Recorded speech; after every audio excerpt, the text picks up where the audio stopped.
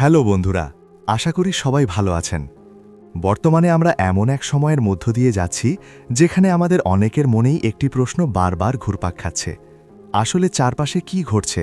সবকিছু কেন হঠাৎ এত শান্ত? আজ আমি আপনাদের সাথে এই নিস্তব্ধতার পেছনের আসল কারণ এবং আমাদের ভবিষ্যৎ পরিকল্পনা নিয়ে অত্যন্ত গুরুত্বপূর্ণ কিছু তথ্য শেয়ার করব। ভিডিওটি শেষ পর্যন্ত দেখুন, কারণ এই তথ্যগুলো আপনার দৃষ্টিভঙ্গি বদলে দিতে পারে। চলুন শুরু করা যাক।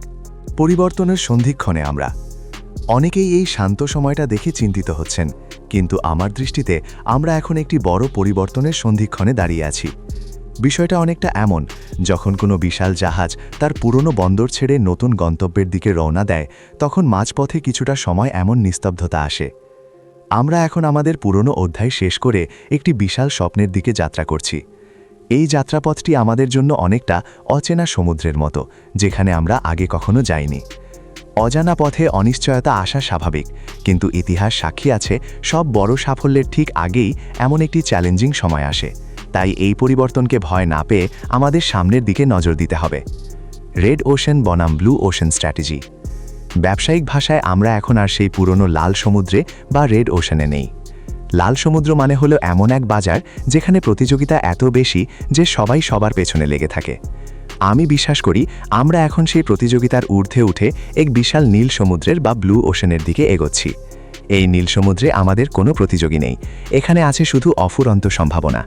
আমরা এখন এমন এক পথে চলছি যার কোনো পুরনো ম্যাপ নেই, বরং আমরা নিজেরাই নিজেদের সাফল্যের ম্যাপ তৈরি করছি।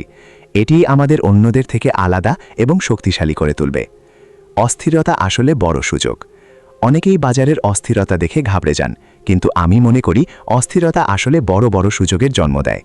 আপনি যদি বিশ্বের বড় কোম্পানিগুলোর দিকে তাকান, দেখবেন তারা সবচেয়ে বেশি উন্নতি করেছে ঠিক যখন সময়টা কঠিন ছিল।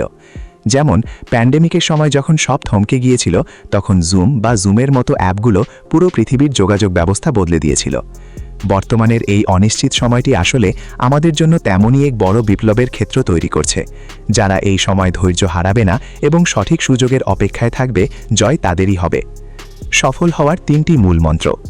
এই নতুন পথে সফল হওয়ার জন্য আমি আপনাদের 3টি বিশেষ পরামর্শ দিতে চাই। প্রথমত, নমনীয়তা। আমাদের পরিস্থিতির সাথে দ্রুত মানিয়ে নিতে হবে। একজন দক্ষ নাবিক যেমন বাতাসের গতি দেখে পালের দিক পরিবর্তন করেন, আমাদেরও বাজারের চাহিদা বুঝে চলতে হবে। দ্বিতীয়ত, উদ্ভাবনী চিন্তা। পুরনো পদ্ধতি আঁকড়ে না ধরে নতুন প্রযুক্তি এবং আধুনিক আইডিয়া গ্রহণ করতে হবে। তৃতীয়ত, আস্থার সম্পর্ক। আমাদের যারা ইউজার বা গ্রাহক আছেন, তাদের মনস্তত্ত্ব বুঝতে হবে। তাদের আস্থার প্রতিদান দিলেই আমাদের ভিত্তি মজবুত হবে। শেষ কথা এবং আত্মবিশ্বাস।